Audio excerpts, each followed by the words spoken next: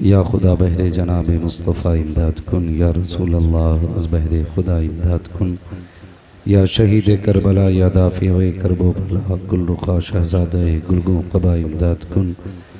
गौसे आज़म बमने बेसरो सामा मदद क़िबला दी मदद काबा ईमा मदद बगिरदाबे बला उफ्ताद कश्ती मदद कुन मदद कुन मदद कुन या मुईनुद्दीन चिश्ती क़ादिर यमनारे या गौसे आज़म भी ज़नम दमज़ शेख अहमद रज़ा ख़ान क़ुतब आलम भी ज़नम बलगल उला बिकमालिही कशफ़त दुजा बिजमालिही हसनत जमीउ ख़िसालिही सल्लु अलैहि व आलिही।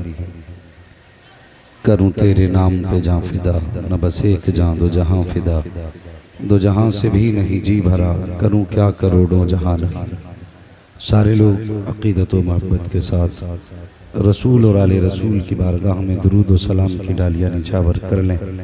पढ़ें बावाज़ बुलंद अल्लाहुम्मा सल्ली अला सय्यिदिना मौलाना मोहम्मद मुहम्मद इमादिन वजूदी वल करम वालिहि व अस्हाबिहि सल्लल्लाहु अलैहि सलातु व सलाम अलैका या रसूल। ये नॉर्मल हो जाएगा थोड़ी देर में। अज़ीज़ान मिल्लत इस्लामिया, शुरू से अब तक आपने नात व मनक़बत तकरीर बयानात सुने। थोड़ी देर के लिए मैं भी हाजिर खिदमत हूँ। बहुत अच्छे तरीके से आपने तमाम ही खुतबा और शुआरा को सुना और कारी साहब क़िबला ने आपके ताल्लुक़ से पहले ही बता दिया था कि यहाँ लोग सुनते बहुत अच्छा हैं। बस मुझे ये नहीं देखना आप कैसा सुनते हैं, मुझे तो इस पे नज़र रखनी है कि आप कितना सुनते हैं। कितना सुनते हैं। जी जी। और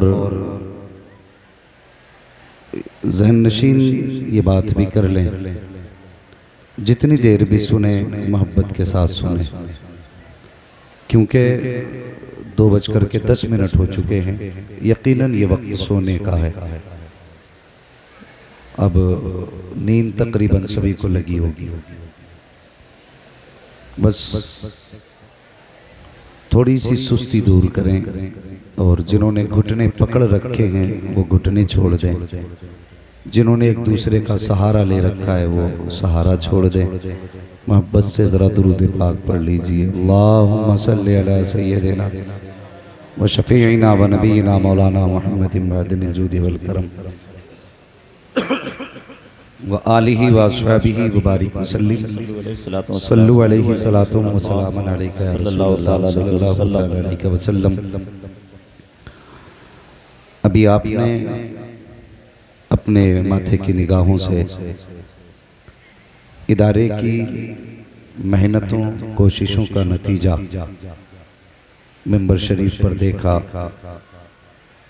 यके बाद दीगरे कई बच्चे, कितने होंगे तकरीबन 16 माशाअल्लाह, 16 बच्चों को दस्तारे फरागत से नवाजा गया। बेशक। और ये उस दौर में हुआ जबकि लोगों को घर चलाना मुश्किल पड़ रहे हैं। सही बात। बहुत बड़ी बात है, इस इदारे ने ऐसे दौर में कौम को 16 फारिगीन दिए जिस दौर में लोग बच्चे मुश्किल से पाल रहे हैं। इस इदारे के लिए जब कभी सजदों में अपने लिए दुआएं मांगा करो, अल्लाह से अपने लिए रिज्क की बरकत मांगा करो, अपनी उम्र की बरकत मांगा करो, सुभान अल्लाह। तो जितने लोग इस इदारे को जानते हो, इस इदारे की बका की भी दुआएं मांगा करो। बेशक सुभान अल्लाह। इस इदारे का बड़ा एहसान है कि आज बरसों बीत गए, इस इदारे ने कितने घरों में कुरान के पौधे लगाए, कितने लोगों के आखिरत का सहारा तैयार किया। इस इदारे से कितने बापों की आंखें रोशन हुई, इस इदारे से कितने लोगों के कलेजे ठंडे हुए। सुभान अल्लाह, सुभान अल्लाह। ये तो जमीन के ऊपर की बात है, लेकिन अगर अंदर की बात करूं तो इस इदारे के जरिए कितने लोगों की कब्रें ठंडी हुई हैं, ये या तो खुदा जानता है या मुस्तफ़ा जानते हैं। सुभान अल्लाह, सुभान अल्लाह। बहुत ये अजीम इदारा, इस इदारे के जरिए वाह वाह। आज दीन का काम हो रहा है। जिंदाबाद, जिंदाबाद। बस थोड़ी देर आप हजरात के सामने रहूंगा। अजीज़ान मिल्लत इस्लामिया, मेरी दुआ है अल्लाह इस इदारे को दिन दूनी रात चौगनी तरक्कियां अता फरमाए, इसलिए कि इस इदारे में मैंने भी बचपन गुजारा है। वाह वाह वाह। मेरे भी बचपन के कुछ साल इस इदारे में गुजरे। क्या बात। आज बरसों के बाद इसकी इमारत देखने का मौका मिला तो कई सारी पुरानी यादें ताज़ा हो गई। हाँ, कई सारी पुरानी यादें ताज़ा हो गई। आपने इसको बनाया, ये कमाल नहीं है। हाँ, आपने इसको बनाया, ये कमाल नहीं है। उसको संभाल रखा है, ये कमाल है। वाह वाह वाह। जिंदाबाद, जिंदाबाद। हाँ, उसको संभाल रखा है, ये कमाल है। अल्लाह सलामत रखे, और जिन्होंने इस इदारे का ताउन किया, अल्लाह उनकी नस्लों को आबाद फरमा दे। बस मेरी तकरीर तबे यार को बेचैन करती है, सबब क्या है वही कहता हूँ जो दिल पर गुजरती है। बस मैं अपनी गुफ्तगू की तरफ चलने लगा। फरमाया गया, लोगों मेरा महबूब जो तुम्हें दे वो ले लो। हुजूर ने जर्दा दिया, उम्मत ने लिया। हुजूर ने बिरयानी दी, उम्मत ने ली। हुजूर की बारगाह से तीजे के चने मिले, उम्मत ने लिए। हुजूर की बारगाह से खिचड़ा हलीम मिला, उम्मत ने लिया। हुजूर की जानिब से वलीमे की दावत मिली, उम्मत ने ली। लेकिन और भी कुछ हुजूर ने दिया था, वाह वाह। वो हमें याद है। हुजूर ने और भी कुछ दिया था। तकलीफ होती है, आज आए दिन तरह तरह के हादसे सामने आया करते। अभी कुछ दिन पहले की बात है कि अपने हिंदुस्तान के अंदर बाप और मां ने मिलकर के अपनी बेटी को इसलिए कत्ल कर डाला ताकि उसकी शादी ना करना पड़े। अल्लाह। सुने जो बात कहने लगा, 12वीं शरीफ का महीना जब आएगा, खुतबा को आप सुनेंगे। हर खतीब हुजूर की विलादत से पहले का तज़किरा करेगा, और उसमें जो सरे फहरिस्त मौजू रहता है वो बेटियों का कत्ल रहता है। यही सरे फहरिस्त रहता है ना, बेटियों का कत्ल। हुजूर से पहले बेटियां मारी जा रही थी। मुझे बताओ क्या फर्क है? कल भी बेटियां मारी जा रही थी, आज भी बेटियां मारी जा रही हैं। फर्क इतना है, कल पैदा होने के बाद मारी जाती थी, आज पैदा होने से पहले मारी जाती थी। सही बात है, बिल्कुल बात। वाह वाह, यही बात। ज़हन नशीन करें मेरी बातें। मैं खिताबत का लोहा मनवाने नहीं आया, बस एक पैगाम देने आया।